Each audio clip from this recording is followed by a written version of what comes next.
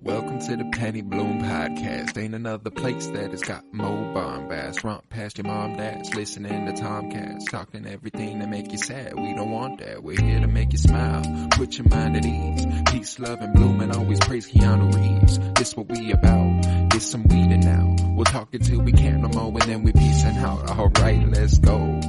Penny Bloom Podcast. It's the Penny Bloom Podcast. Penny Bloom Podcast. It's the Penny Bloom Podcast. Penny Bloom Podcast. Penny Bloom Podcast. Hello, everybody, and welcome in to the Penny Bloom Dispatch. This is the inaugural issue of the Dispatch, and we are so very excited. We've got a wonderful show today with several segments set up. I'm Colton Robertson. I'm joined by Joseph George. What's up, homie? What up, what up? Always a pleasure to be here. Oh, and it's always a pleasure to have you. Today, we've got sports, we've got entertainment, we've got science, and we've got miscellaneous. So in sports, we're going to be talking the Olympics. Sports will not be a regular occurrence on the Dispatch. However, the Olympics just concluded, so you can count on a sports segment every 4 years, at least, on the Dispatch. So we're going to talk a little Olympics. Entertainment, we got a lot of big news. Obviously, the D23 announcements happened. Very excited to talk through that. We got a little bit of Batman CAPED CRUSADER under our belts. The new Prime wasn't originally a Prime series, but became a Prime series, and we'll be able to talk about that with Batman CAPED CRUSADER. We're going to talk about the Joaquin Phoenix walking out on a production news. It'll be an interesting discussion. We've also got science. Science is coming up. We've got James Webb Telescope discussion, as per Joseph here. He's going to break it down for us, everything we needs to know. And then we're going to round out the episode with our miscellaneous section, which is going to include an album of the week.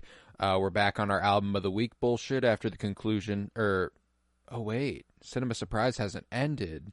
We still have albums of the week. I hadn't considered that. We're still going to do albums of the week. Fuck it. I got one. So we'll have an album. Yeah, we'll have an album of the week for you at the end of the episode. And we're also going to be introducing a segment called On the Spot. Now, On the Spot's going to be a lot of fun. It's just kind of me and Joe asking each other a random fucking question. We went with the theme of sports because of the Olympics. So at the end of this episode, we're going to put each other on the spot with a sports-related question, and I'm very, very excited for that. We'll go with that. So, if you would like, we can go ahead and begin with that sports-related discussion. Let's talk some of the Olympics. How much did you keep up with it? Man, yeah, I was, at least when I was home, before I moved down to school, we were watching every day. It was on the living room. The only things that were reserved sometimes were the USA basketball games. If my brother and dad weren't going to be home, they were like, all right, no one's watching it. You're not texting me a single stat line, score, or anything. But everything else was very... it was always on, and we watched the entirety of the opening ceremony. I think that's the first time that like the entire family has actually just sat down. We all just watched the whole thing, and then when I got down to school, it was mainly like I kept up with the updates. I didn't watch it live as much. I luckily recorded it all, so I had it all. So if one thing deemed or was cool enough, I'd go back and watch it. Like the shooting and stuff, all the memes that were coming, just the coolest. Like, since when do they have the fucking crosshair?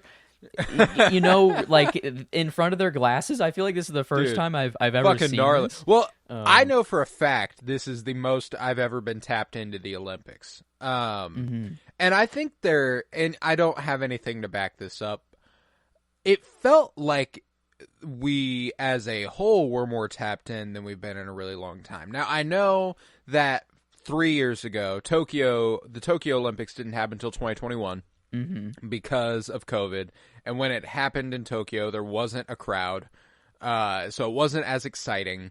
It was just, and like, I know it's about the athletes, but the environment is very, very important in the Olympics. Like, I was watching track and field. I was watching people run in a circle, and I was getting goosebumps because sometimes they would make a camera choice that would make me like, I'd be like, yo, that was fucking cold. That was brilliant. You know, like, give the cameraman getting the crowd raises. involved. Like, dude, there were they killed it. Maybe they knew some shots beforehand. Like, they knew, like, okay, we're in Paris. We have something set up so where it's going to be cinematic and beautiful. Like the one, I don't know exactly how long the race was. Yeah, but the to finish under the Eiffel Tower and to slowly pan up and show the Eiffel Tower. It was just beautiful, perfect. That feels like that was very planned. Or who knows? Yeah. Maybe the cameraman was just like, I mean, they're at the finish line. You know, like, and it's not easy, like, because he keeps the bottom of the frame really steady. It's not like it's not like he's just pulling back. Yeah, the bottom of the frame is in the same spot, so he is pulling up, pulling back, and being very precise about it. And it's like that's a lot of talent. That's some incredible thought, but like gorgeous shot. But like, so there were things that I kind of tend to take the Olympics for granted. I mean, we're talking about the world's greatest athletes all meeting in the same place and all competing for an accolade that in the last 100 years,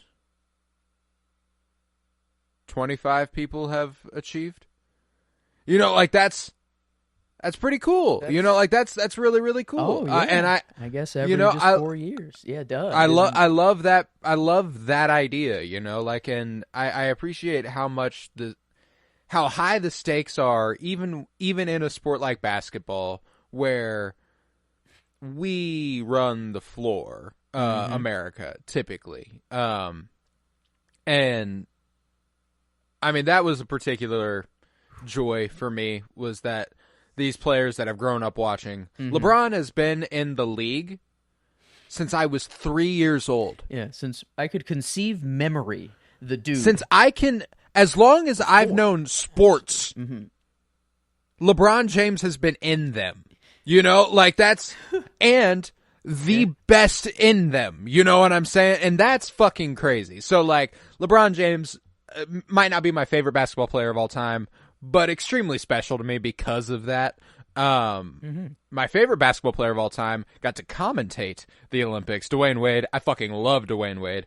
And it was so much fun to listen to him talk about his former teammate, one of his best friends, and be like so obviously incapable of removing bias. It was so much fun. I loved it.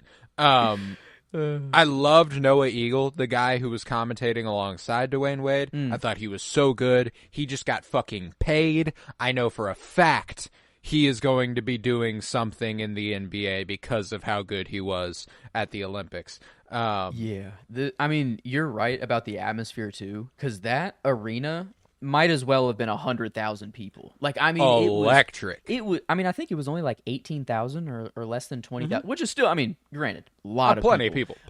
Yeah. But the atmosphere of that game, watching just that final game for one, and that I caught final and semifinal. Oh my god! I caught the very, very end of the final. I got home. It was if there was a quarter. time to catch it, that was the time. Thank God I saw that live, because holy crap! I mean, if I would have just seen that on the highlight reel, it still would have been amazing. But like, oh yeah. I thought, no way. I'm like, there's no way it could happen again. I'm like, I was like, Steph Curry, man. Like, after the first one, I was like, fuck yeah. You know, because they came within 3. He puts us up by 6. That's a pretty safe margin, but there's still 2 minutes left. They go down, hit a 3. Okay, back within 3. Fuck, okay. And then, like, to hit 3 fucking more after that. 4 in a row. What a fucking madman. Oh my god, it was so nice to root for Steph Curry. I've been experiencing for almost 10 years a bitter despisal of that man. Because the Warriors, hey man, they were fucking cold. You know, like, they were fucking cold. There's no question about it. I gotta put some respect on them. But I hated watching them win. You know, like, I was like, God, you're too good. This isn't fair. It was so nice to root for Steph Curry. It was so nice to feel why Warriors fans are so fucking annoying. You know, I love I'm it. like, now I get it. You know, I'm there. I will also be annoying about Steph Curry now. I love it. I loved it though. It was electric. It was an electric finale. There's all the players, like the NBA players that didn't play in the game that are tweeting afterwards. I love that they're all like, "Do you see what we have to deal with? Like, do you guys understand now, right? That like this is what we have to guard, and it's just impossible." And I this is a weird kind of back and forth. It's like these players are so good and they've done everything that like a normal NBA game, a regular season or whatever is like nothing to them anymore. So why should they try? Why should they give the effort? It's like, well, I don't know, but whenever the stakes are here, the world is watching. You are representing your country. Like this is the most amount of pressure. Like they were trying. Like it was incredible just to actually see like all of the superstars put in all the effort the whole time, and it was absolutely. And it was cool that like I like how much better the world has gotten. It used to be a problem concerning we were going to dominate. Yeah. You know, and there's an argument to be made that we still do. But when we got against Serbia, we were down 17. Yeah. And we came back in the semis. When we were facing France, I watched the replay with Emily because I was telling her about it, and she was like, I gotta watch it. You know, like we gotta watch this. I didn't realize that we were in control of the end of the. It didn't feel like we were in control, like because we were in France and because we were facing Paris, or because we were in Paris and we were facing France. Like they had home court advantage. Even when we were up by 6 with 2 minutes left, I was not comfortable. Yeah. I was like, we need to break away, you know, like, and we did just that. But like again, speaking to that environment, and that's why I'm so excited for the 2028 LA Olympics. Dude. The closing ceremony yesterday was fucking sick. I loved the handoff. I'm wearing my Tom Cruise shirt today to celebrate because him descending from the rafters from above the Stade de France and just flying on in, shaking everybody's hand.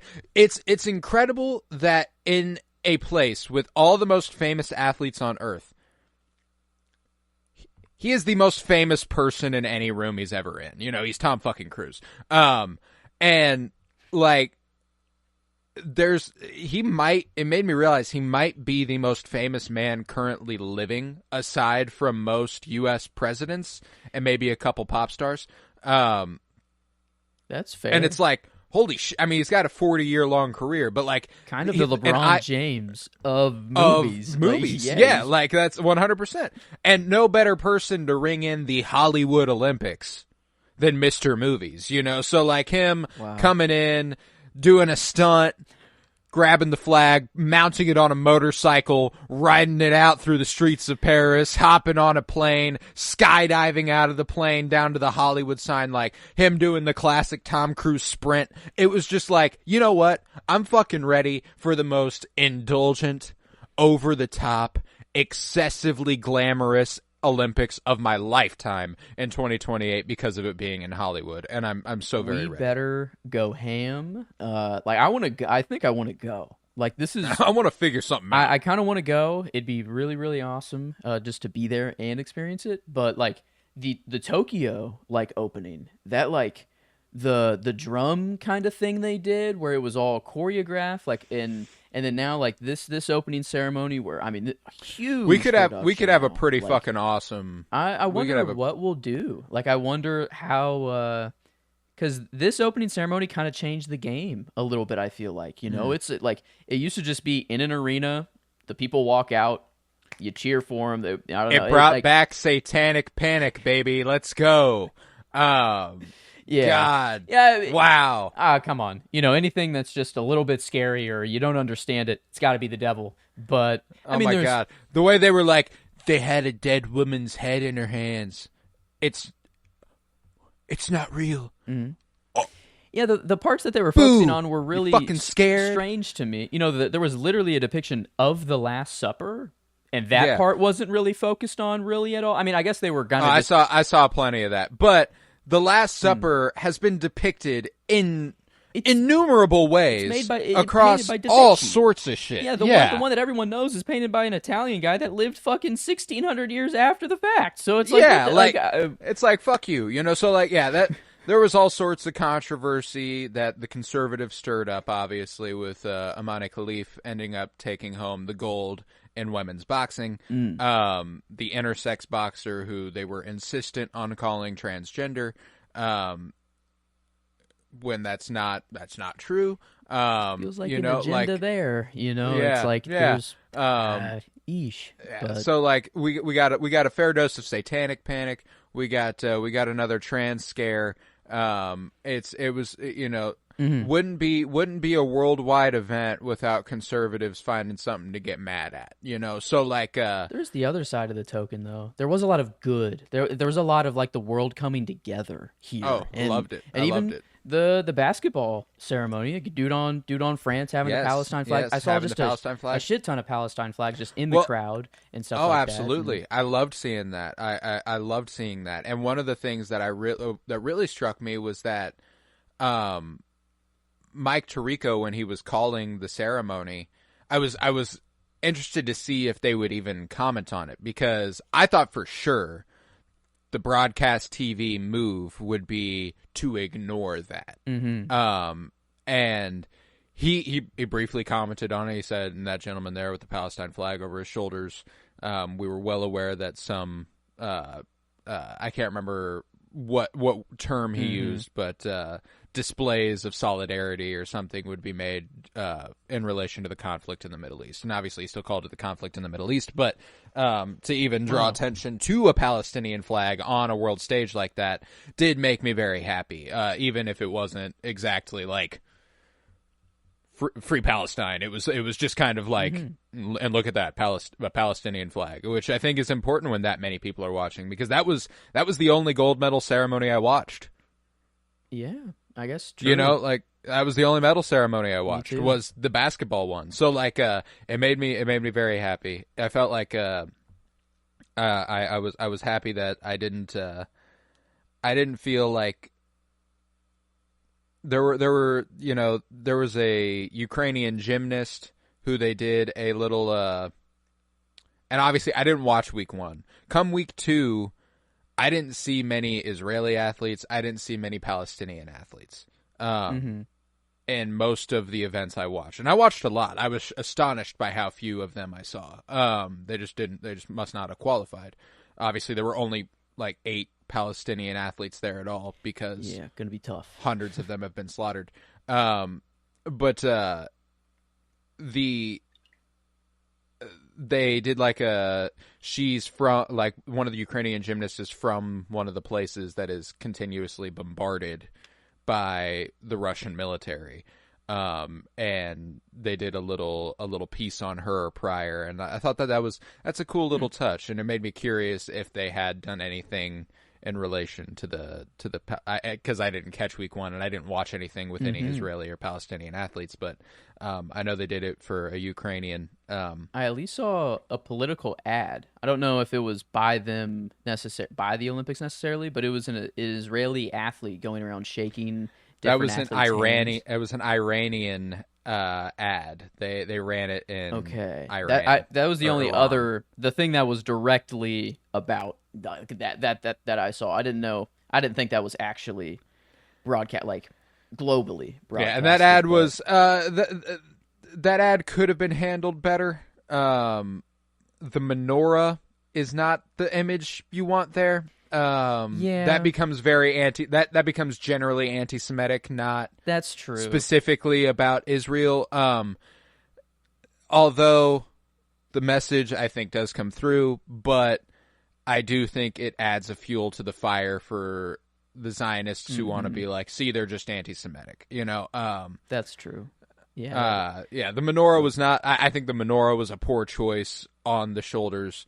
But I do think that I get what they were going for, and I wish they would have. They did like a reveal at the end that it was an Israeli athlete, like the blood on the flag on the uniform, and I thought that was a good touch. But I don't think you need the menorah on the shoulders as you're doing that if you're going to build up to that. So like, it was just kind of like, even from a filmmaking standpoint, I felt like that was beyond the obviously anti-Semitic undertone of that specific choice. I think that it's also just not. It also just wasn't a good choice. So, but yeah, no. The Olympics were all in all a very joyous experience. I was so happy to watch them. I watched so much. I watched speed walking one night. I watched field hockey. I watched handball. I watched badminton. Badminton was fucking dope. I watched water polo. I watched all sorts of stuff that I'd never watched in my free time, and I'm so glad I did. It was absolutely electric. The stakes are at an all-time high. I fucking loved the Olympics. So with that, we can go ahead and conclude sports, and we can head on to entertainment. We're going to begin with the more negative. Depending on how you perceive a lot of the D23 stuff. We're going to start with Joaquin Phoenix. Walking out on his gay romance film with Todd Haynes 5 days before production. It was going to co-star Danny Ramirez, who you would have been familiar with via The Falcon and the Winter Soldier. He was Anthony Mackie's like right-hand man, the soldier who is going to become Falcon. Okay. Yeah. He was also in Top Gun Maverick. Yeah, he was going to be he was going to co-star with Joaquin Phoenix. But Joaquin Phoenix got cold feet as of yet, is what it's seeming like. He got cold feet and walked out on the production 5 days before shooting. Sets had been built, crews had been hired, production companies had paid out. They could be facing 7-figure losses. Now, until a better reason comes out, I'm going to have to say Joaquin Phoenix is a bit of a piece of shit for this. This is fucking awful. This is an awful thing to do. Yeah, he wrote the thing. He created, like, it's, at first I was like, oh, okay, maybe he was brought in and he's thought that he could do this, and it was, maybe he was psyching himself up, being like, I'm an actor, I should be able to do this, it's part of my job, my profession, but then getting to it, he's like, no, I can't do it. But the dude created You wrote this. it. You wrote it. Yeah, knew fully what you were getting into, and that's the producers. I mean, and Todd Haynes, they've talked about how when they were writing it, Joaquin Phoenix brought this to them. It wasn't like they brought it to Joaquin Phoenix and were like, hey, let's talk about it. No, Joaquin Phoenix brought it to them and was like, I wrote this, I want to do this. And he was constantly pushing it further. He was constantly intensifying it. He was making it more explicit, more sexual, more raw, more NC-17 versus R. And then to get that cold feet and back out is some real bullshit. Apparently there's some contractual thing. The role can't be recast, which is horrendous. What? Yeah, so they're just screwed if he doesn't. They're come screwed. back. They're fucked. If he doesn't come back, they're fucked. And so it's a real dick move to leave Todd Haynes holding the bag here. I love Todd Haynes. You'd be familiar with May December from last year. That's his movie from last year. Carol from 2015 is an all-timer for me. I absolutely adore it. He's done all sorts of other brilliant stuff. But yeah, no, I was excited for that movie. I was like, the second it was announced, I was like, fuck yeah, let's go. And it sucks that so many people are now out of work. A crew that was signed on for months of work is now out of work and can't commit to any other films doing production within the next few months because they already have crews. I wonder how many people that really affects. Like how many just normal I got to imagine it's people. It's hundreds. Yeah. It's not a small group of people to make a movie, and if they were right about to start, like, yeah, that's, man, I'm really 5 days. Yeah, I've always kind of, I've never had any super love for Joaquin Phoenix, nor any hate. I've always just been kind of neutral. He's been a great actor. I've loved good his actor, movies, yeah. But this is the first kind of thing where I'm like, man, it's like, Yeah, I mean, he's a notorious weirdo, That's true. Yeah, He is, but he's gone through some stuff, I guess. he I has. don't know. I always forget that like his brother was up and coming, and tragically and all passed of that, away but quite young and stuff. But like, doesn't give you an excuse to no to do all that. upend an entire production and stuff like that's no good. Mm-hmm. So that was one of the more disappointing pieces of news from the last couple days. But before we get into any more news, I wanted to talk about Batman, the Caped Crusader. So I've still got 3 episodes left. I watched 7 episodes, so we're going to do spoiler-free, as we probably should do anyway. It's relatively new. We're not going to dive deep into it. Just a few minutes of a review here. How'd you feel about Batman, Caped Crusader? Ooh, this was the first TV show that I've binged, and I don't even know how long. I told myself, I was like, I'm gonna watch 5 episodes today and 5 episodes the next day, and then I just watched it all in one day. So when I was in, I kind of just stayed in and I just kept it rolling. And I loved just the time period we're in. It's not new. We're set in, I guess I don't know exactly 40s. what year. Okay, sick. Yeah, 40s. It's more detective based Batman, which I really really loved. They played with the really cool story dynamics of Batman. I feel like a lot more, and they're setting up a really cool world. And like, I don't know if it's been confirmed for a season 2, but like if there is one, I'm gonna watch it. That's for sure, Right. because these kind of slate of characters they've set up, and like it feels like this was like a perfect, like a, I guess maybe I won't say the characters that are set up perfectly at the end, because maybe it'll lead. That's kind of a spoiler, but the core of Batman's friend I group loved is- it. yeah. I loved James Gordon. I could tell we're setting up Robin to a degree. I saw Lil Dicky. Obviously they didn't call him Lil Dicky, but they called him Dicky, and he's Lil, so I'm gonna call him that. But And we've Jace, got is Jason is that I don't know, Jason? There was Dick Grayson. Jason Todd. And I think was he introduced? I think I didn't get there. maybe. But, Okay. Then but I didn't know if he was like eventually Nightwing. I don't know. I only knew Dick Grayson was the one that I read. Dick Grayson Dick Grayson eventually becomes Robin, who eventually becomes Nightwing. Jason Todd eventually becomes Robin, who eventually becomes Red Hood. Okay. So there's multiple. All the Robins end up doing something or other. But I loved the villains. I loved Catwoman. This is another one of my favorite Catwoman interpretations. The playful foil to Bruce that, like, obviously, like, the promiscuous and the that whole thing. I loved this take on Harley Quinn. I loved Harleen Quinzel. I thought that was a fun, fresh, interesting take for the anti-hero but still mostly villain side of her, because they show her take on, like, rich and powerful men, give away all their money, and, like, all that stuff. Like, that's cool. That's cool shit. I put that one together a little too, like, it actually surprised. Like, I'm like, oh wait, a what? But like this. I feel like they said her name, like, in the show, like, and it was very close to Harley Quinn, and I don't.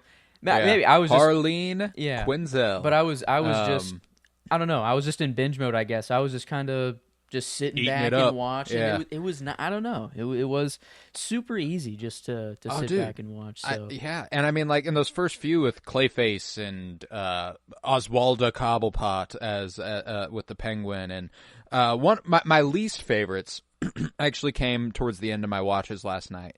The Ghost Thief, and Onomatopoeia.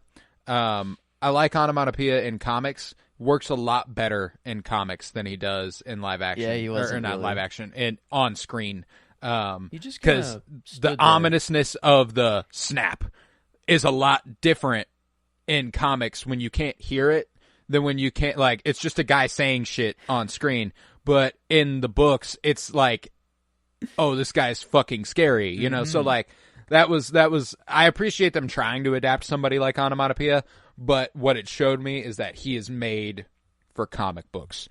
And I'm glad he's gotten some love there. But no, I mean, a great interpretation of Bruce Wayne. Great interpretation of Batman. Love Alfred. Love Gordon. I like Lucius Fox. I like Renee Montoya. The Alfred, kind of. I feel like I don't know how normal it is for. I don't know if for the relationship between Bruce and Alfred to be so kind of forced or like I don't know what the word is, but it felt like they haven't really become the Them. family quite yet. Yeah. Which is Yeah. interesting, and maybe that is just like the early goings of Batman. He's kind of just in this.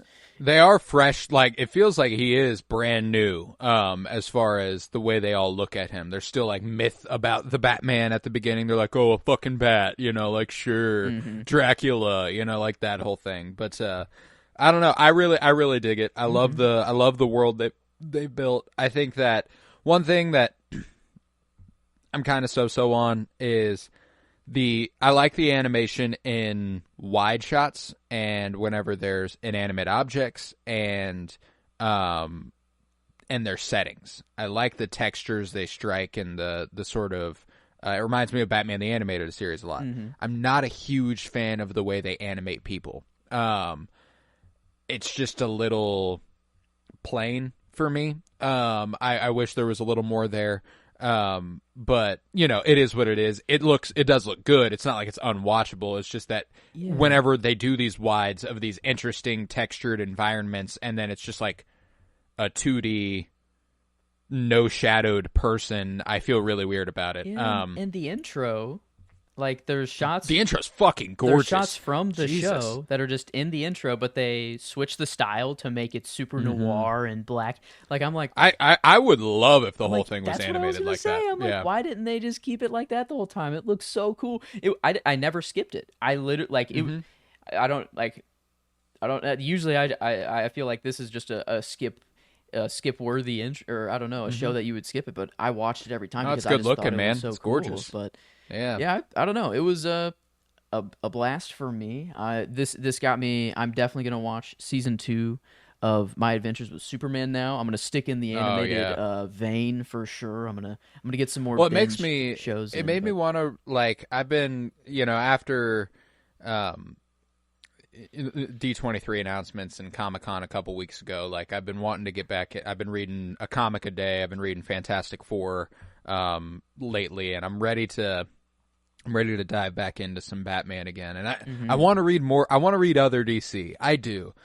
But I can't. There's so much Batman I haven't read, I love good. Batman, and it's who I grew up on. Yeah. I've read a lot of Superman. I'm ready to expand my horizons, of course. But God, there's something so good about classic Batman stories, man. So I'm very, very excited to get back into some comics there. But yeah, Batman Caped Crusader.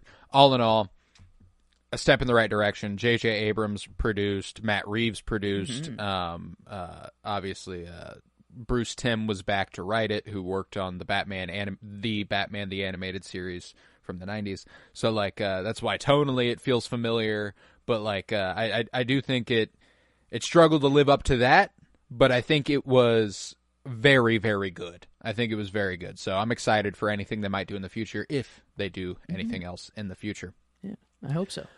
But I hope so too. But with that, we can get on to D23 news and announcements. So we're going to start with one of the main things that I'm pretty excited for, which is that Avatar: Fire and Ash is coming December 2025. So at the end of next year, we will have Avatar 3, introducing new cultures, biomes, and settings on Pandora we've never seen. James Cameron described it as you don't know what's coming, but it's everything you want. And I love James Cameron. I trust James Cameron. I wasn't huge on the first Avatar movie, but I thought Way of the Water is fucking brilliant. And I like where we're heading. So I'm in. I'm very in for Avatar: Fire and Ash, which is we're going to deal with a fire tribe of some sort. We do water. It's going to be fun. I'm excited. Because he always feels to kind of take it up a level every movie. This one's a lot closer, to the previous. So maybe I don't know. Maybe there's not such a huge technological leap, but just shooting in water for the last movie, no, it's never been that good, and now it's just here's what we can do. And I wonder, I wonder Well, what someone- that is for fire, or if Someone pointed out something that I never really considered. Whenever a new trailer for a Marvel movie comes out, and we're like, "Wow, this looks like dog shit." Like literally, this looks bad. Not just that it doesn't look like a good movie. I mean the effects and everything. It looks bad. Mm-hmm. It's bland. It's ugly. People are like, "You're watching it on Twitter. It's decompressed." Da, da, da, da. And then you watch a clip from Avatar: Way of the Water on Twitter, and you go, "Oh, wait a second. I'm not dealing with any of that bullshit." You know what I'm saying? So maybe you just need to make a better looking movie. Because, I mean, Way of the Water is a gorgeous film, and I trust that 3 is going to be every bit as gorgeous. I love James Cameron. I love Titanic. I love Terminator. I love Aliens. I love all sorts of the stuff he's done. Way of the Water was just another massive notch on the belt. And I'm so excited for Avatar 3. So that was the highlight of D23 for me. But Pixar had a lot of announcements. It's going to have its first long-form series on Disney Plus, releasing on December 6th, titled Win or Lose. Toy Story 5 is officially coming in summer of 2026. We're going to beat that dead horse into the ground. Yeah, yep. We're facing the iPad kids. It's going to be directed by Andrew Stanton, who did WALL-E. And I think another Toy Story film. There will also be an army of 50 malfunctioning Buzz Lightyears stuck in factory mode that will play an antagonistic role. That's very awesome. Excited for that. Oh, that's awesome. Excited for that. The original movie they did announce is called Hoppers, which is where a young girl transforms her brain into a robotic version of a beaver's to, quote, learn the secrets of the beavers. She's infiltrating their part of the animal kingdom, and she's going to live amongst the beavers. Hoppers. Excited for that. Sure. Go ahead. Let's do it. Build dams, I guess. Or maybe we'll see why they build them. So, I don't know. Who knows? Right. Maybe we'll get there. But we got a couple threes. Frozen 3 is coming in 2027. And the more exciting one for me is that Incredibles 3 is in the works. Brad Bird will be back to direct and develop it. That's good news. Incredibles, while I don't think a lot of these sequel announcements, I'm like, wow, this is bleak. We're really doing this, huh? Like, we are just going to keep... There's a 5, there's a 4, there's 2 3s, and multiple 2s here. Yeah. Like... wow. Yeah. And franchises are all good and great, but you really have to have some secret sauce or some juice to have them all be good. It's rare for a franchise. Toy Story has ended twice. Yeah, they ended 3, man. It was over. It was done. Simple. Like I never thought I was gonna. I cried during that movie because I thought it was over, and I'm like, oh, I thought it was God, my child. What the fuck? And then in 4, Woody's sent off. He's going with. He's got a new family. He's got his toy family. He's good. But in the teaser and promotional images for 5, guess who's in them? With Buzz and Jesse. Well, you gotta Woody. have them. I mean, you can't. I mean, yeah, it's Woody. But How are you going to make a Toy Story movie without Woody? Yeah. But that's the thing. Why would? Yeah. So it is. It's the franchise stuff. But if there ever was a Pixar property that was probably worthy of getting the trilogy treatment, I think Incredibles was kind of there. Yeah. And Toy Story initially. I don't think it should be going on much longer. But the first 3 movies, I think, are very good. But yeah, Incredibles, very exciting. Incredibles 2 wasn't that great, but Incredibles 1 is really good, and I think that now that we've seen Incredibles 2, they know what they can and can't do. So, Incredibles 3, that's something to look forward to. But beyond Pixar, we've got a stage adaptation of The Greatest Showman in the works, which is interesting. I enjoy The Greatest Showman. I understand why people don't, but I'm a big fan. Makes me very happy. Makes me smile ear to ear. Love me some Hugh Jackman. Yeah, I was gonna say it'd be cool if Hugh Jackman does the first show or something like that. Like, right. He is a Broadway guy. Like, he's a theater guy. He does that shit. So that would be very cool. But yeah, I mean, the movie has a great cast: Hugh Jackman, Zendaya, Zac Efron, Michelle Williams, Rebecca Ferguson. Ridiculously stacked. A lot of great faces. Yahya Abdul-Mateen, and more and more and more. It's so good. In terms of the amount of talent involved. And I have a good time watching it. So I imagine a stage production will go over well, but I probably will never see it. But regardless, it was mentioned. But we got a little news for your Tron franchise. You like you some Tron. And after watching Tron Legacy, I'm in for Tron Ares. The music for Tron Ares will be done by Nine Inch Nails, or rather, Trent Reznor and Atticus Ross, who scored Challengers and Social Network and Watchmen and who knows how much else stuff. You gave me an initial scare when you gave me this news, and I went immediately to check out Nine Inch Nails music. Just Nine Inch Nails, not their soundtrack stuff. And I was like, huh? I'm like, wait, what kind of movie are we getting here? And then you're like, no. They do Challengers. They did what's the Social Network? Yeah, Network and Gone TMNT Girl and like all. And I'm like, oh, okay. I played Challengers, and I'm like, I remember sitting in the theater for Challengers, and I'm like, this is already Tron sound, like this, whatever. It already kind of felt Tron-like. And yeah, they got the electronic sort of vibe going there. I could not be more excited. You know, you predicted it, or I mean, you fucking called it. Yeah, back, Tron Legacy episode a few weeks back, baby. Everybody go check that out. Yeah, and we thought like Ludwig Göransson or like a Michael Giacchino. It'd be cool to see like maybe one of them, but no, this is really, really cool, and I'm down. I'm fully in now. I'm not disappointed at all. Right. I think they'll do a great job. So I do too. Yeah. I was already gonna watch the movie. I'm already in 100%. Oh, of course. But this is a good step in the right direction. So.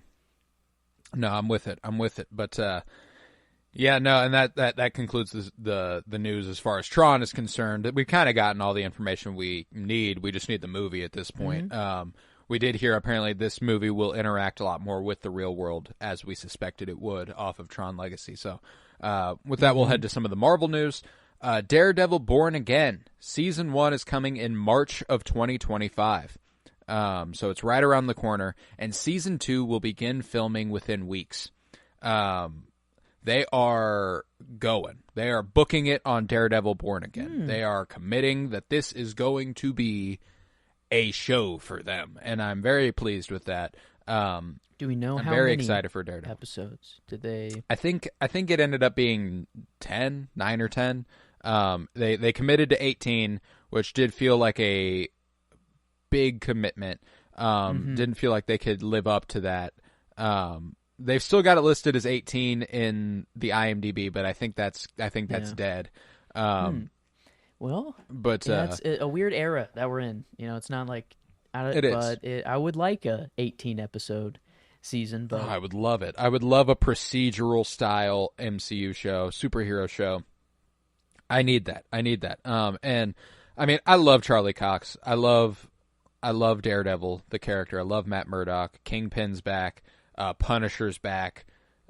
Bullseye is back. Like they are. Foggy and Karen are back. Like we are doing a sequel to the show that was on Netflix. So I'm excited for it. I don't want to get my hopes up too high, but I'm excited. I love Daredevil. So I'm ready for that March 2025. And who knows, maybe that's something we end up covering here on the Penny Bloom podcast. But along with that, we got a first look at the Fantastic Four's suits on Joseph Quinn and a little teaser of them on set. And boy, oh boy, do I think that looks fucking incredible. I love the tech sweater vibe it's got. I think, and what's disappointing is that I'm almost certain that this will be the vintage, this is what they did back in the 60s, and then they're going to go through something and they're going to get a new vamped up suit, and that's going to fucking suck. But you think? I guess, yeah, maybe showing it so early.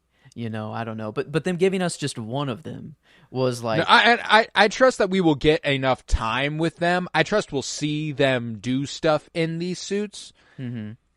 But I do think, I mean, the MCU, this is something they do. They give them their first suit, and then by the end of the movie, they've earned their quote unquote real suit. So like, I see. I'm prepared for that. But and as much as I love that first image of Joseph Quinn, I think that he looks incredible as Johnny Storm, something that I did not anticipate because I'm not a huge Joseph Quinn fan. All I've seen him as is Eddie in Stranger Things. So like, of course I don't think that how that Human correlates. Torch is exactly that. But like, that's the thing. He's an actor. If he can act, he can act. And frankly, seeing him with the blonde hair in the suit and everything, I was like, you know what? I'm seeing the vision. I see it.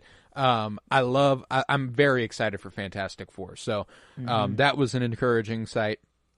And then we actually did get a look at D23, not officially, but it's been leaked. The images of Harrison Ford as Red Hulk.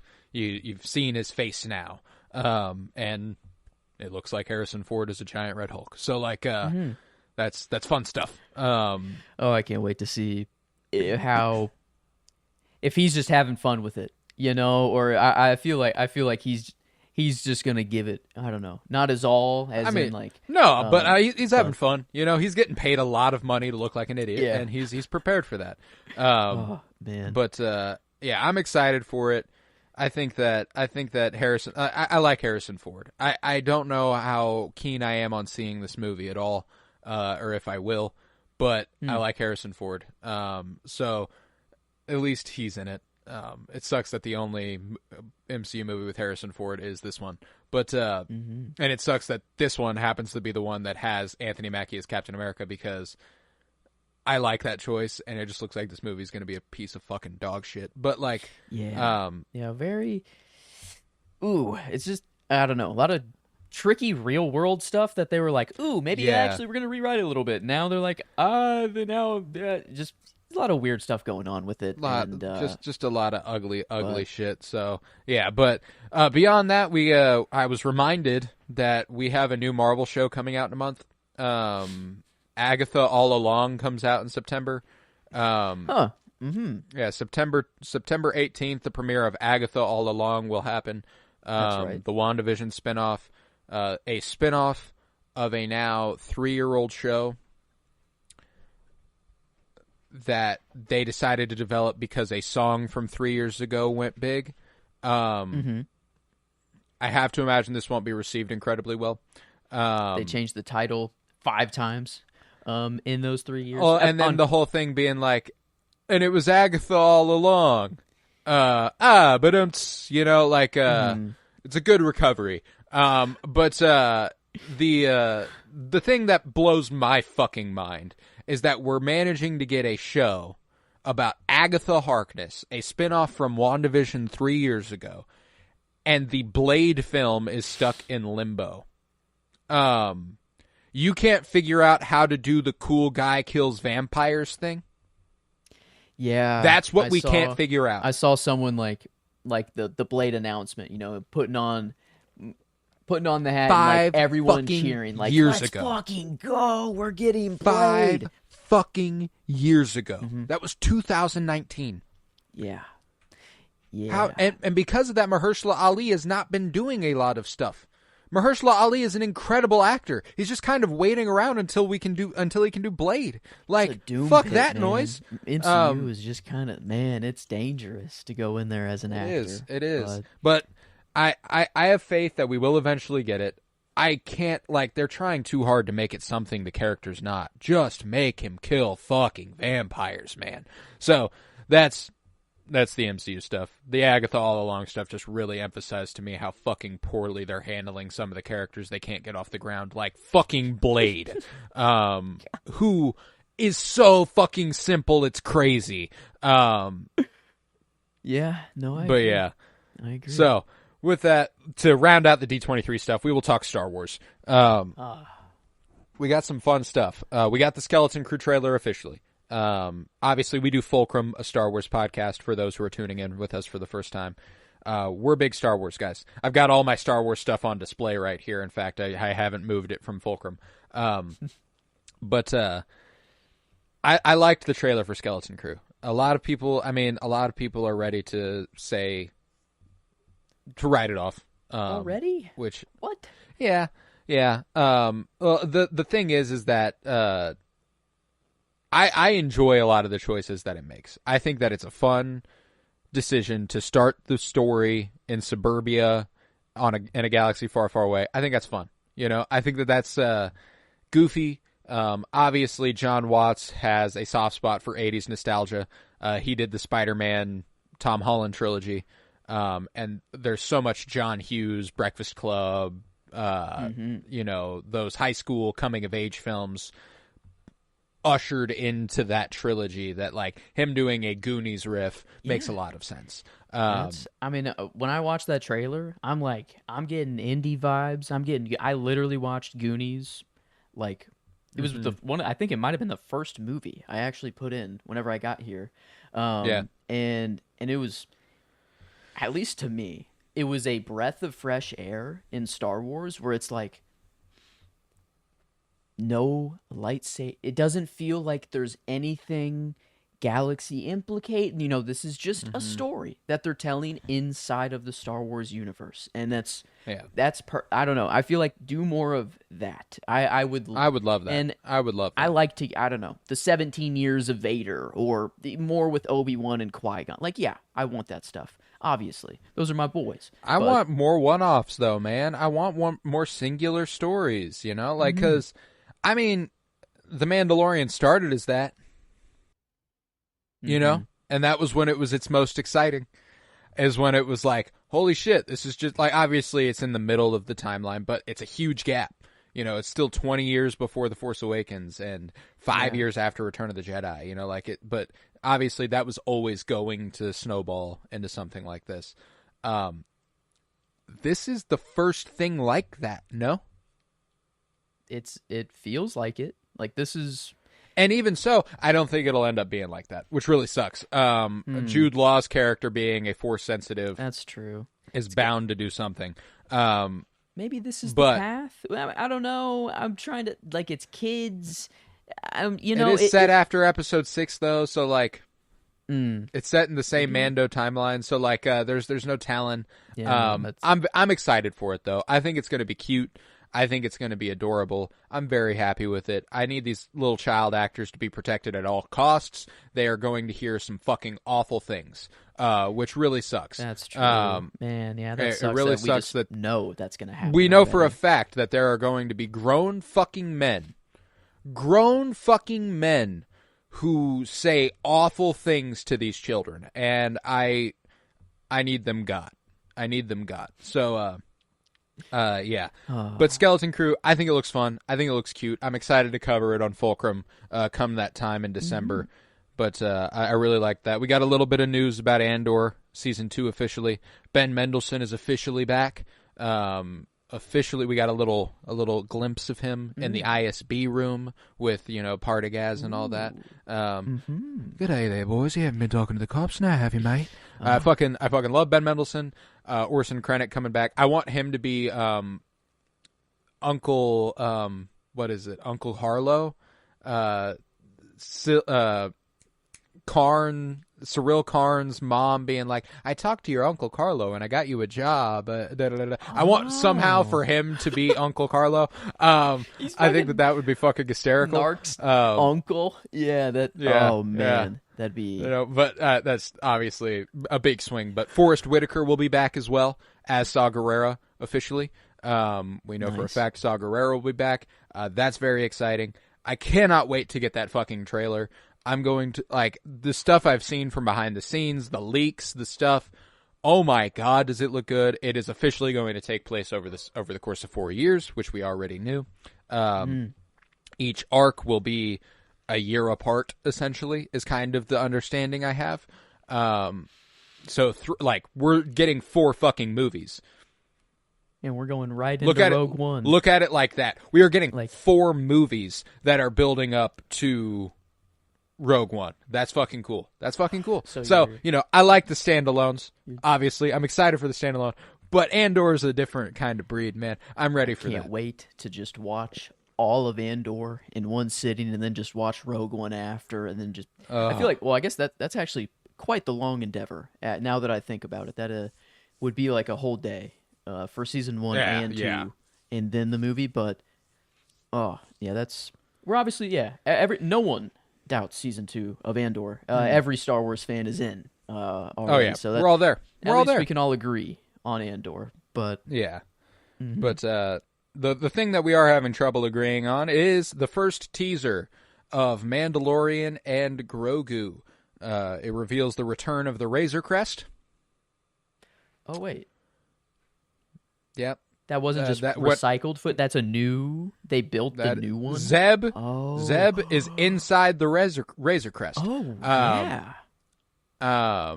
So Zeb will be in it, Gareth Zebarelios, and it's been funny to see casuals who did not watch Rebels be like, "Why the fuck are you making a big deal about a guy named Gareth Zebarelios?"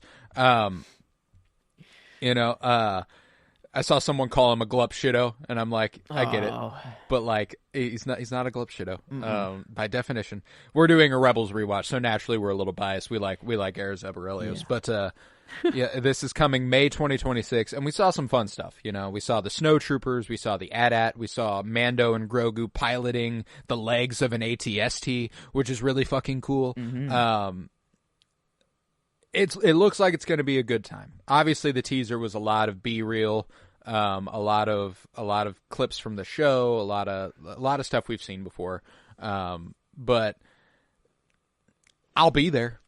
I'm a fucking be there. That's a promise. Yeah, it's sad to me that I didn't realize that it was a movie at first. I was watching the trailer and I was just under the assumption that this is season 4.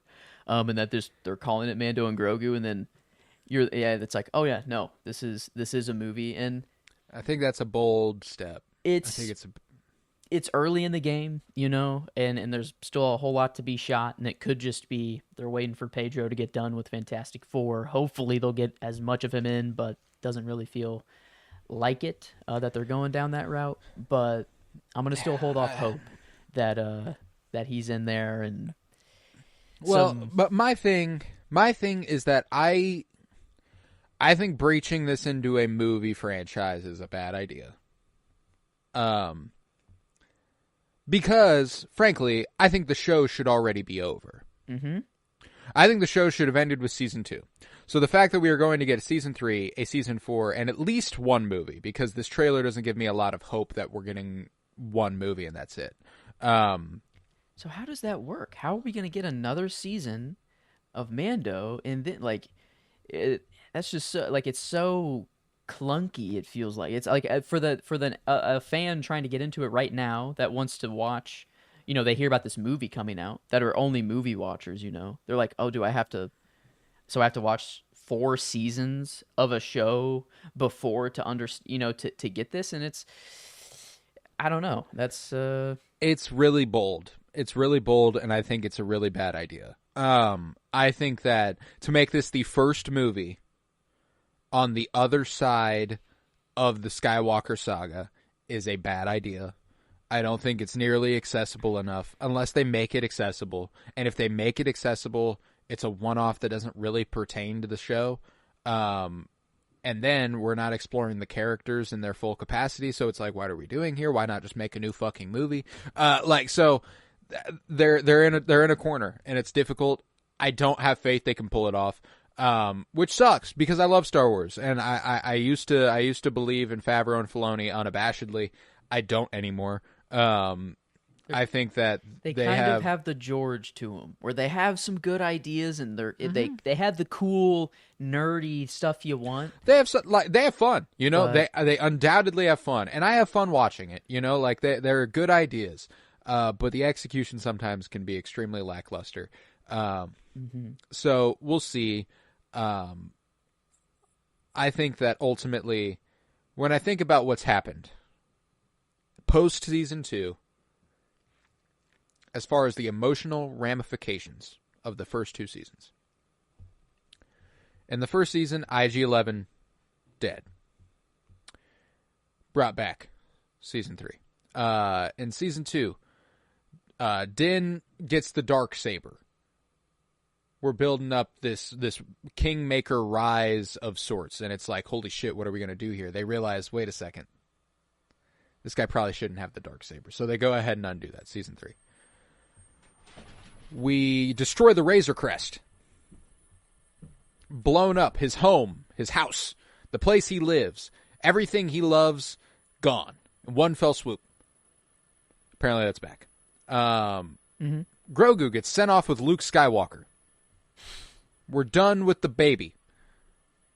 Back in a 3-episode arc in a different show. and we just pick up season 3. Take the culmination of season 2 being him removing his helmet and seeming like he's moving on from his religious trauma. Undone. Season 3. Actually, he's committed more now than ever. There is an endless list of shit that it's so clear they decided 2 seasons, and then they were like, "Oh, people are watching this. Mm-hmm. Oh, we don't. We got to keep it rolling." Oh, we make this completely in the volume. And with that thing, like with Pedro, some of that's on Pedro. Some of that is Pedro's doesn't have to show up, and he's happy with not having to show up. He can get paid a lot to do voice acting, and he can go be in The Last of Us, and he can go be in Fantastic Four, and he can go be in Gladiator 2, and he can go be in all this other stuff. I can't blame him for that career decision, for accepting that as a career decision. I would too. It just really, really sucks that what felt like a really sentimental, meaningful, and moving story has become an obvious cash cow. Yeah. And it was always a cash cow. Grogu capitalism is undoubted. But, man, I would have really, really liked if they could have maintained it. I would have liked if they could have maintained it. So, a movie doesn't give me a lot of hope, but I'm going to keep an open mind. I will go see it. I still had fun with season 3. I obviously liked Book of Boba Fett. So, I'm saying all this. I ultimately like a lot of it, but I just don't think they are the right decisions. So, yeah. That concludes my entertainment segment, if you are ready to take us in to the science. Is it time? It is time, I guess, for... And I on some previous Patreon ones, I've mentioned the James Webb before. But for this one, I had a plan to do some other stuff, and then I just went deep down the rabbit hole into this telescope even more. Partly because I watched this documentary, Deep Sky, in theaters in IMAX, and it's the only documentary ever to make me cry. I was in the theater, and people were hearing me cry, and I even had a conversation with probably a 60-year-old man and wife after the movie, and they were like, I had a NASA jacket on, and they're like, are you? And I'm like, no. I'm like, no. I wish. That's where I'm trying to get to. But, so we're kind of living through an era of a change in science, and it's because of this telescope. So I kind of just wanted to break it down and bring some kind of not patriotism to it, but I feel like when we launched Hubble before and we saw those first pictures and got them back, it was kind of like this big, holy shit, look at what we can see for the first time. And this one kind of felt a little, the news cycle and media cycle is just, we get this and it's done, whatever. I don't know if it's quite hit the same. So I kind of wanted to give it its fair due. But we spent $10 billion on this thing, so I mean it is quite expensive, and it only has enough fuel for 10 years, and then it will just drift off into space, and we'll no longer be able to use it. Damn. The difference between this and Hubble is kind of the most important thing. Hubble is very, very close to home. It's orbiting Earth, and we can actually service the thing. We have sent astronauts to go service the thing, actually. And whenever we first put Hubble up in space and we turned it on and we got the first pictures, they were blurry as hell. And we're like, what's going on here? We spent so much and we can't even see anything.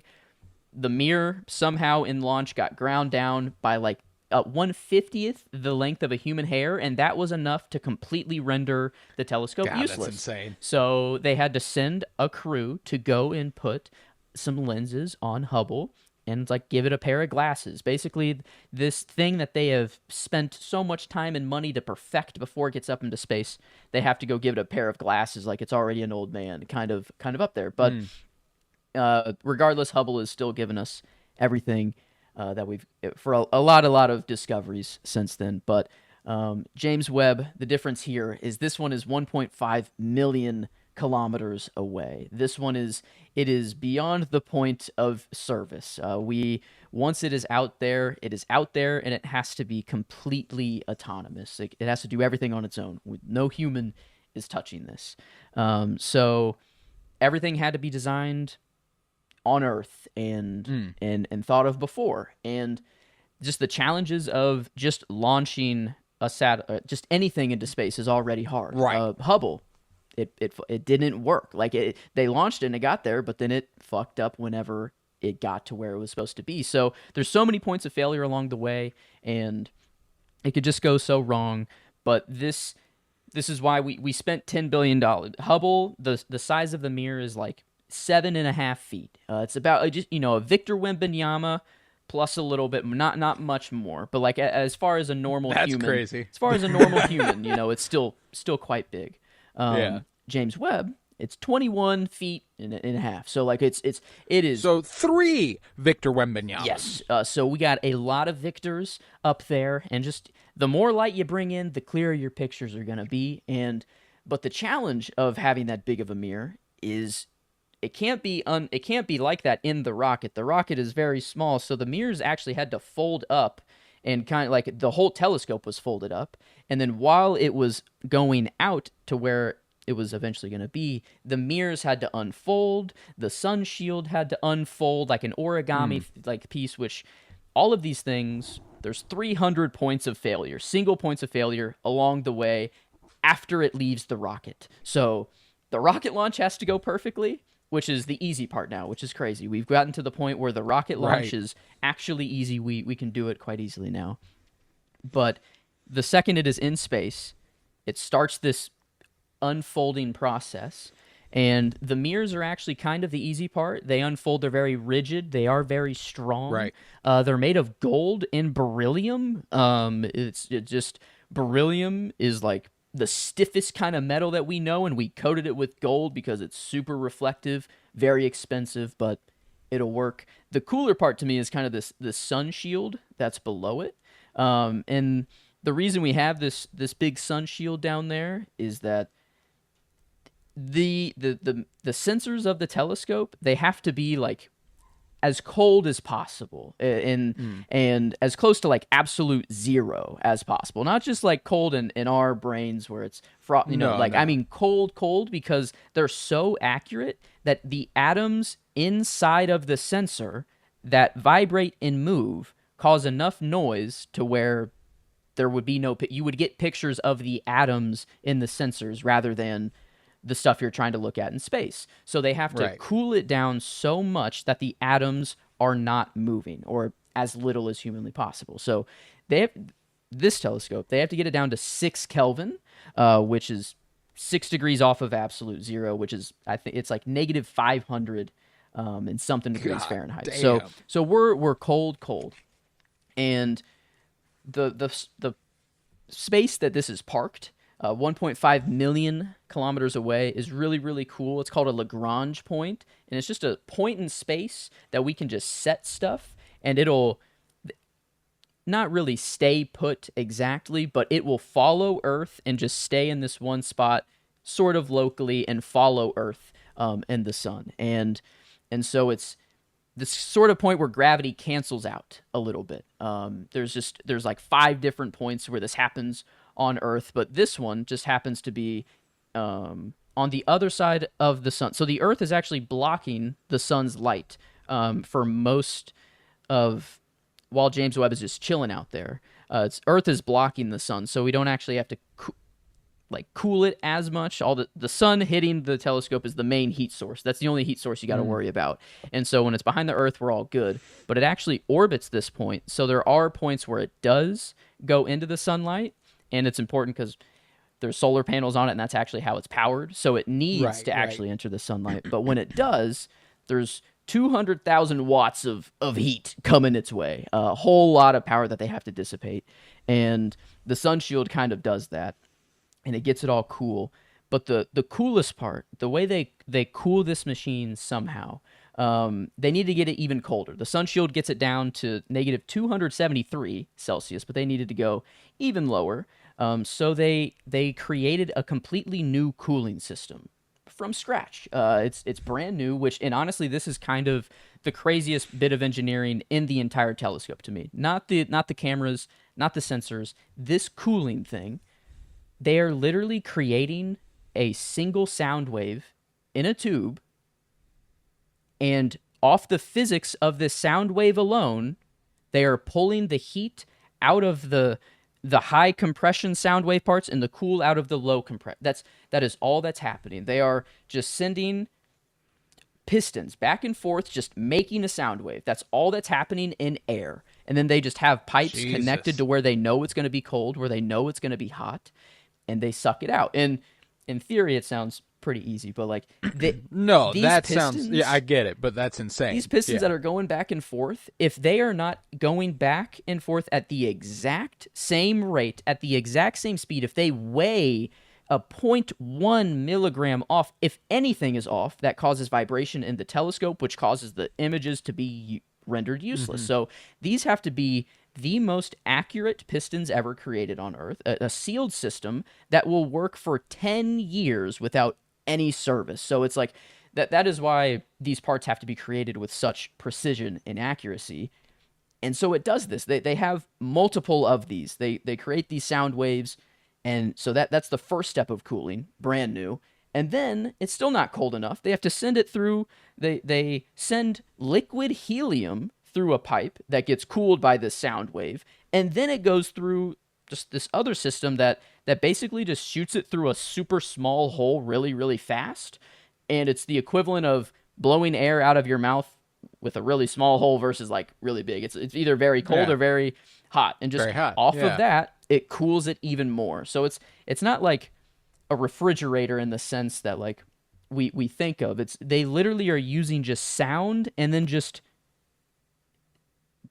a restriction of space to cool things. And it's brand new. It's the first time it's ever been in a telescope, and it's just a refrigerator at the end of the day. But it's off of sound waves. It's just off of it. It's just I don't know. It's crazy that we're kind of there, but I guess that's all the technical challenges to even get out there in the first place. Just to even get there, got to unfold. The sun shield is I believe 9. Let's see. Actually, I have the numbers right here. Sun shield is 0.005 millimeters in thickness. And then that's the thickest one of them. And then the other ones are 0.0025 millimeters thin. And I'm like, I don't even really know what those numbers mean.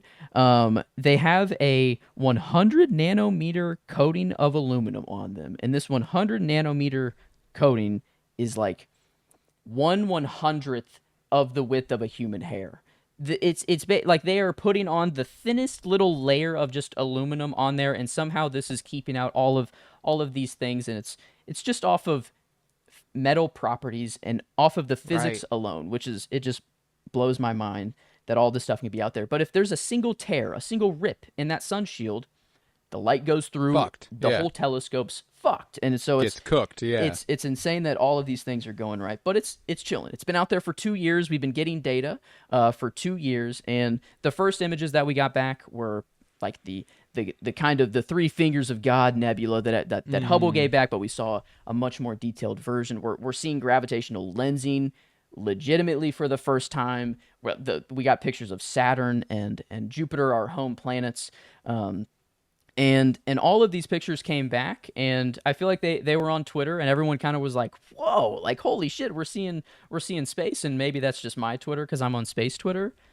Right. But we literally saw the oldest thing in history. We have seen actually past what we have thought has ever existed. We have seen past what our eyes can see in the universe. And we are now understanding how the universe is even creating. There have been almost a new scientific paper dropped every single week over something dark matter, dark energy, new black holes, all this, the crazy physics that is happening right now. That's actually gotten me to like maybe think about changing my major because of how just crazy this field is right now. But I'll at least use Dispatch to keep up with it for me. Right. But it's just crazy new technologies that they have.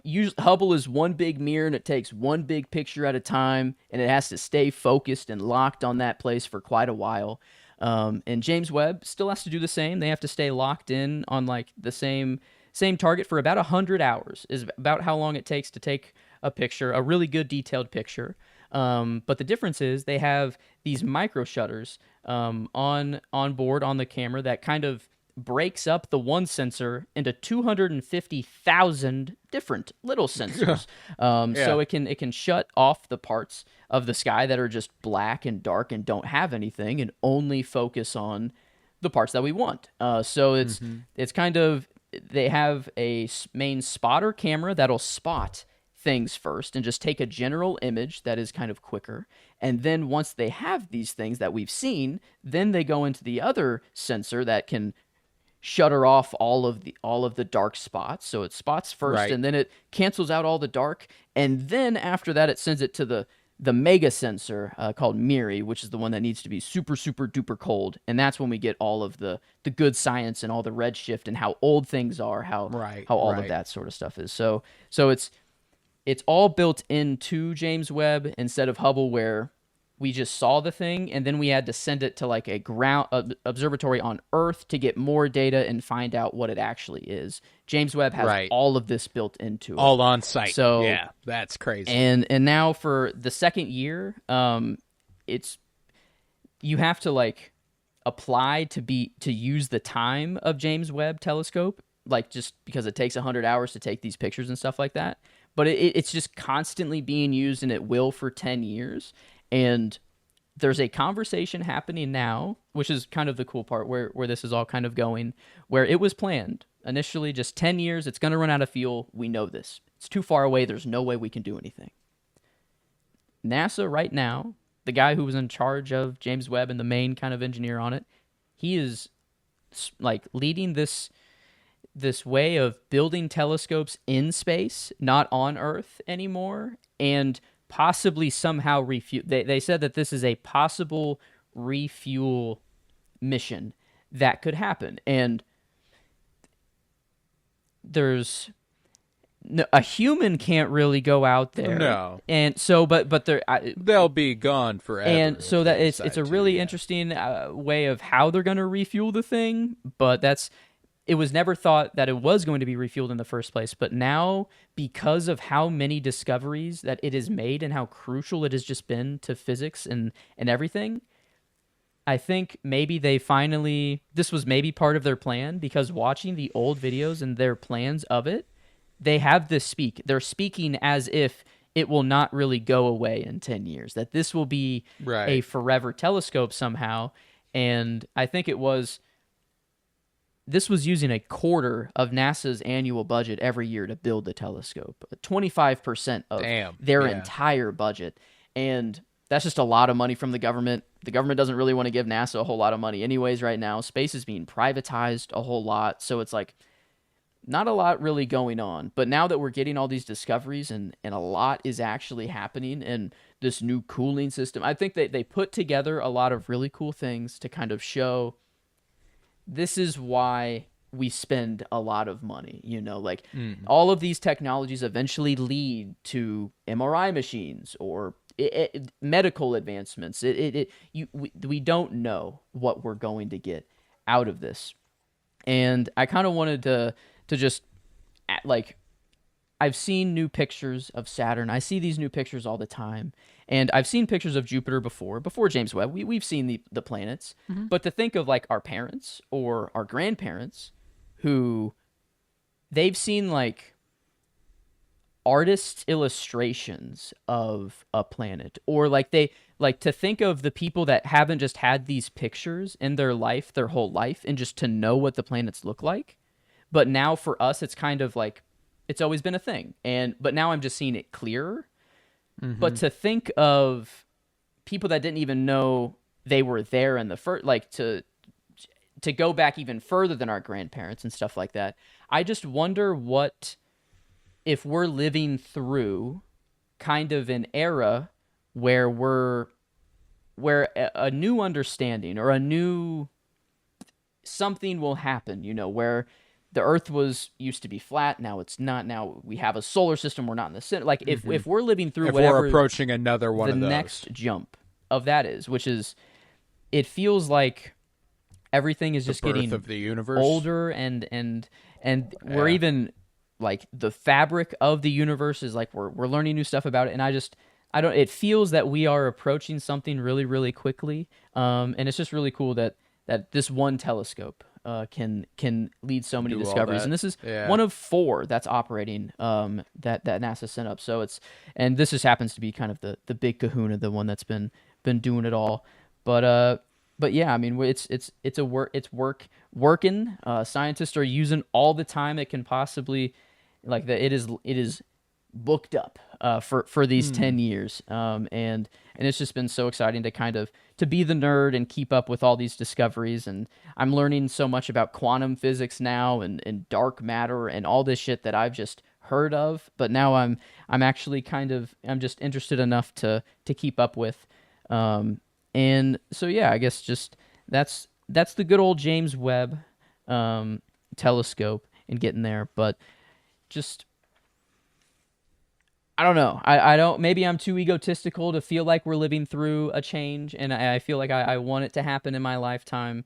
But I feel like there's already been a little bit of that. Like just these the lens, like gravitational lensing, at least for me, was the one that I saw. I saw a galaxy be bent by nothing, and I'm looking at it, and it's a natural phenomena that's just Right. It's happening because of space and not because of anything we are doing. And that was kind of the first Right. to be like, wait, Hold what? the fucking Like, phone. what the fuck is going Yeah. on? And I heard We went over gravitational lensing on Dispatch on Patreon a few weeks back for those of you who want a little more information on that. it's not. Yeah, and I heard an analogy that like space is the fabric of space is kind of like the very top layer of the ocean.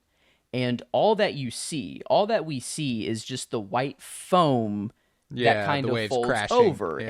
and everything else is invisible. But it's all still there, but we only see the kind of white foam that's on the top.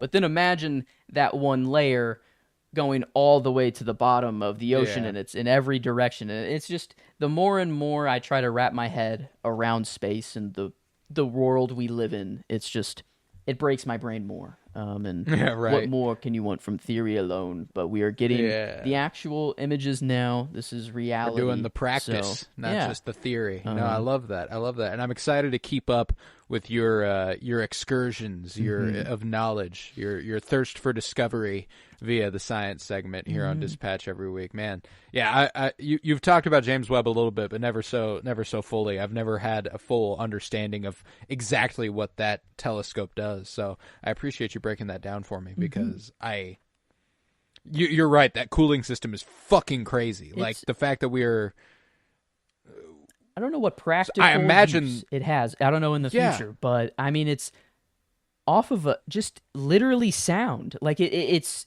just a single sound wave that's created in a tube, and that's crazy. That's crazy. I feel like that has to go somewhere. I don't know. Right, right. But I'm too ignorant to see where now. But right. But yeah.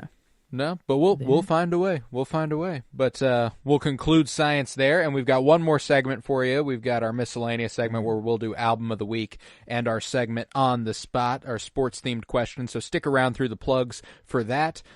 If you would, head to patreon.com/pennybloomPod, where you'll find over 50 hours of exclusive content, all sorts of book reviews, comic book reviews, movie reviews, and the earlier entries of Penny Bloom Dispatch. Like I said, we've already discussed gravitational lensing, as Joseph mentioned. We talked all sorts of entertainment news in weeks past.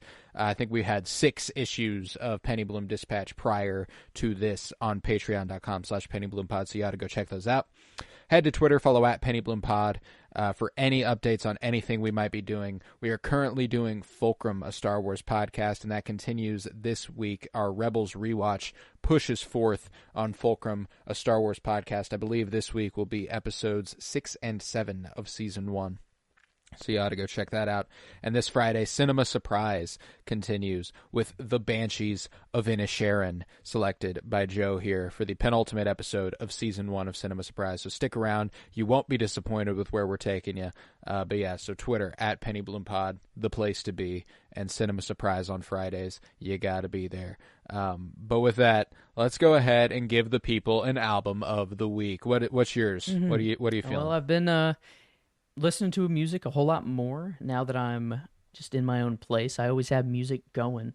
And this one, I was listening to a lot of my old music, so I haven't, it's not new to me, but this album, a few songs were new. to me. I've only listened to a few, so I've listened to the rest of the album. But it's by Arctic Monkeys, and it's I feel like their most well-known one. It's AM, the Soundwave one. I didn't even pick that because I didn't even think about that. Holy shit! With the little cooling thing, a little cool maybe connection there. But it's been the Do I Want to Know? I feel like is the song everyone kind of knows from them. It was the first song I ever heard from them. Right. But there's I Want to Be Yours. It's the last track on there. It's one of my faves from them. Fireside is also really, really good. I like on there. It's really weird. I have the first 2 tracks favorited and then the last 6 tracks favorited. There's kind of a stretch in the middle where I was kind of like, I don't know, it's okay, but every other song I really, really like. But 3 through 7 for me were kind of just okay, but everything else I really, really liked. And it's given me, I guess this is what I'm trying to do. I'm trying to dive deeper into the artists that I already listened to. That you know you love. I do love, but to get more of a rounded out. Yeah. When it came to Arctic Monkeys, Are You Mine? I believe that's on that album. That's I like that song a lot. Yeah, I like Are You Mine a lot. That's a good song. But yeah, I haven't listened to the Arctic Monkeys in a really long time, so I'll have to revisit it off that recommendation there. But I'm going. I guess. Yeah, all right. Yeah, I was gonna say high school was when it felt like it was when I was big on Arctic Monkeys. But my album is I'm going 40 years earlier than 2013, 1973, with Fresh by Sly and the Family Stone. I absolutely love Sly and the Family Stone. One of my favorites of all time. This has probably what's going to end up being my top song on Spotify for Spotify Wrapped, Que Sera Sera, which you've definitely heard a version of Que Sera Sera. It's a very popular song, but their rendition of it fucking rocks. I absolutely adore it. There's just top to bottom, I think that this is one of my favorite albums of all time. If You Want Me to Stay, In Time, Keep on Dancing. It's a beautiful, beautiful album, and I can't think of a better place to start with Sly and the Family Stone because I like a lot of their music, but this is definitely my favorite album of theirs. There's There's a Riot Going On and Stand, but Fresh, it's my favorite of theirs. But my favorite album. So sick album cover, homies. Oh, I mean full blown. Yeah. It's a kid. No, it's a good ass album. So and Que Sera Sera. Whatever will be a wonderful, wonderful song. So definitely check that out. But so Fresh by Sly and the Family Stone and AM by the Arctic Monkeys. Why does that feel familiar? Why does why does that feel so familiar? Like recently too. I will tell you, Westworld Season 3, the villain says he quotes this song a lot because, ironically enough, whatever will be won't be because he's deciding what will be, Dang. Okay, Wes. Maybe I wonder if it did go back. I believe his name is Sirach. So Que Sera Sera, Que Sirach. That shows, man. It's just a shame that I can't watch it right now on anything. But man, yeah. Que Sera. I'll check that one out. I'll have to. I want to listen to it right now, but it'll butt into the audio recording here. Right. No, yeah, definitely keep an eye on that. But with that those are albums of the week, and let's go ahead and do the final segment of the day, On the Spot. Would you like to do the honors and ask the first question? Yeah. Well, sort of in the Olympic vein, but actually what it doesn't include. A sport that I think it should, but I wonder how. Which is baseball. I kind of, and maybe not just for the Olympics, but if there's anything that you would change in baseball to make it more TV or more entertaining, I don't know exactly what the word is, but to not be such a pastime. I know what you're talking about. This is something the MLB has been trying to figure out for fucking years. So unfortunately, I don't think I'll be able to break it for you, but I have had ideas. A key thing, I think, and it's unfortunate, live games. I think live games should be available for the classic thoroughbred baseball fan.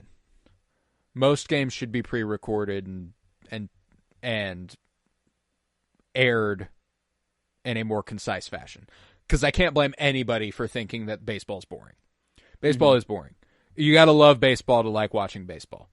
I love baseball, and I don't like watching baseball unless I'm there. I like being there. I don't like watching it on TV. And it's a difficult thing to crack. They've tried all sorts of stuff with the speeding it up, with the time limits for the pitcher to get a pitch off. Like they've done all sorts of stuff, and it's fine. It's working a little bit. It is making the game quicker. I don't know that quickness for me is the problem.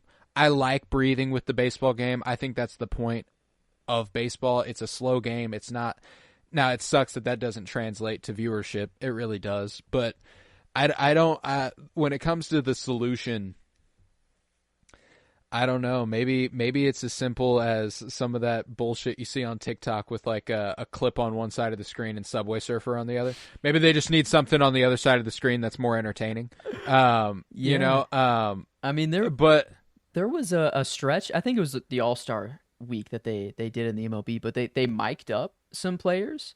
And I thought that was just pretty cool. Like there was it was either a shortstop or second baseman that's just talking to the announcers kind of mid-game. And, maybe it's a more competitive setting. You don't want your players to be having an interview mid-game, whatever. But it was really, he was talking to them and he goes, hey guys, sorry, I got to make this play real quick. And he picks it up, throws it to first, and he's like, and then he continues the interview. And it was, and maybe that's the sort of thing we need though. Maybe I'm talking that split screen sort of baseball game on one half, the other thing on the other.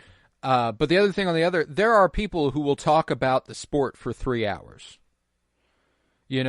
that aren't doing a play-by-play, that are doing, and maybe they are engaging in a play-by-play, but maybe it's interviews from the players prior to the game. And maybe it's analysis of what's happening. It just feels like baseball commentating is so tame. It feels like the sport is so tame. They're not willing to take big swings like that, and I wish that they would, because I've always appreciated in-game interviews. I have always appreciated that. But you're right. There's not a lot of opportunity for that in a real-life setting where they are on the field. But that's why I think it's a difficult thing to do, because social media era, if a game's pre-recorded, the ending before it comes on. And that's what sucks. But I don't know. I feel that's why it's a difficult task figuring out how to make baseball more accessible. Is this why they took it out of the Olympics? Is that just because it wasn't watched? Baseball. When was the last time that it was played? Or was softball the one that was actually removed recently? But I guess I wonder if it's just it's going to be in 2028. It's going to be back. Yeah, it's coming back. Yeah. It's not an every 4 years thing, though. It's only been played in 1900, 1904, 1912, 24, 52, 36, 56, 64, 68, 84, 88, 92, 96, 2000, 04, 08, 20, and 28. So it... Oh, they did it in 20 then. In did. Tokyo? They played baseball? They must have, yeah. Oh man, I guess maybe I was just six teams competed: Israel, Japan, Mexico, South Korea, the United States, and the Dominican Republic. Wow. Okay. And Japan took gold. The United States took silver.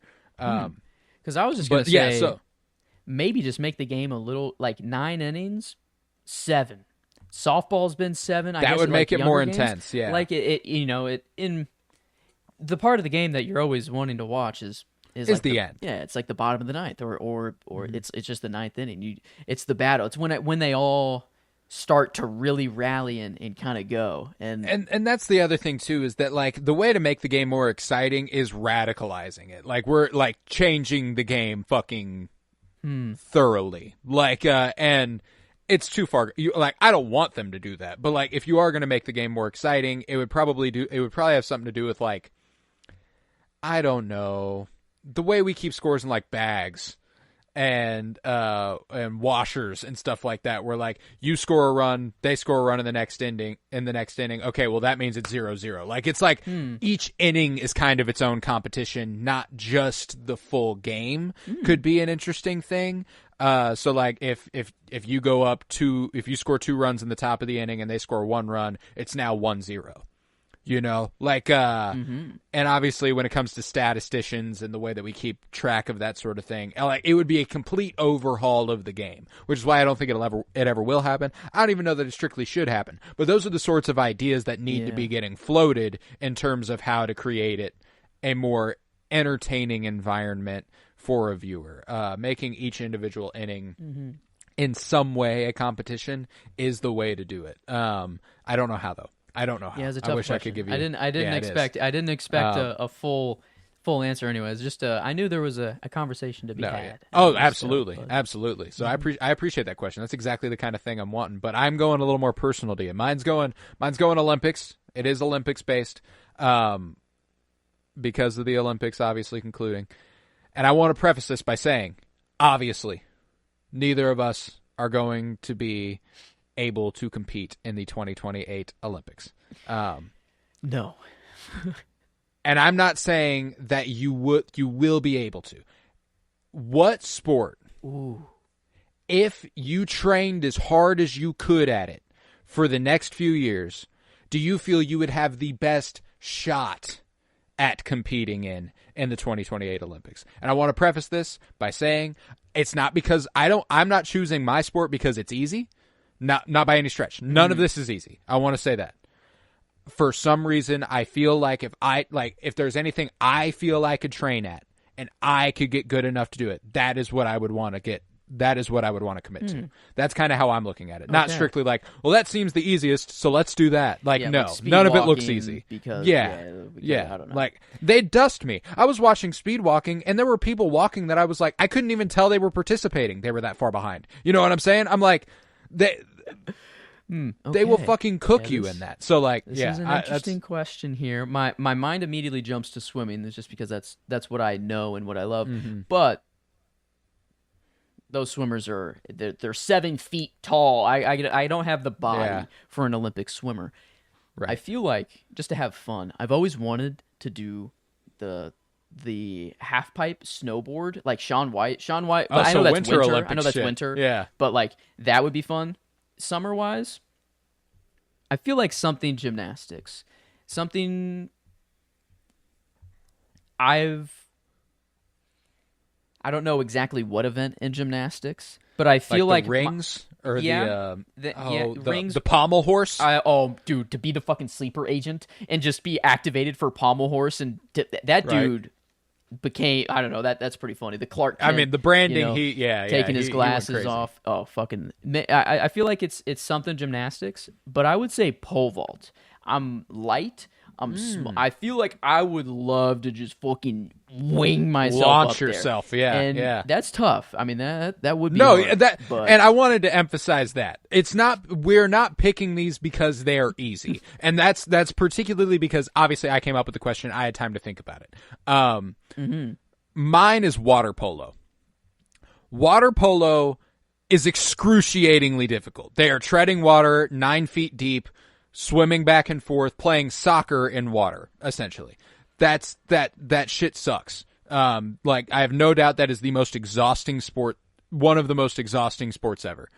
For some reason, when I was watching it, I was like, I think I can do that. You know, like not nearly to the level they're doing it at. I want to make that clear. But I feel like if I committed to training my body to doing that for years, that is what I would have the best shot at, is water polo. Wow. I think that water polo is where my future would be at the Olympics if I had the opportunity. Ooh, diving. That could be diving. That could be one I could actually maybe do. Yeah, you've got the body type for diving for sure. I did almost join the diving team in high school. It was very close, but little injury, I guess, swimming injuries got me out of the water there. But no, that is, I would like to think I could be a swimmer, but I don't think I would be successful. I would say rings. Well, and that was the other thing horse. is that I was watching watching water polo, and like there were dudes built like me out there. Like they were. I mean, obviously, it's a lot more pure muscle going on, but they're big dudes. Like there are some big fucking men in the water in water polo. So I was like, we got to that's like, it's easy for me to try. Like I'm just naturally buoyant. That's incredibly hard. Like we played they're tanks. Like that's just for fun. The swim team plays a water polo game at the beginning and end of the season, and we're gassed. Like, I mean, that's why I'm like, I again want to emphasize, not because I think it would be ezy, but because I do think that is what, if I committed to it, I feel I could see myself doing that.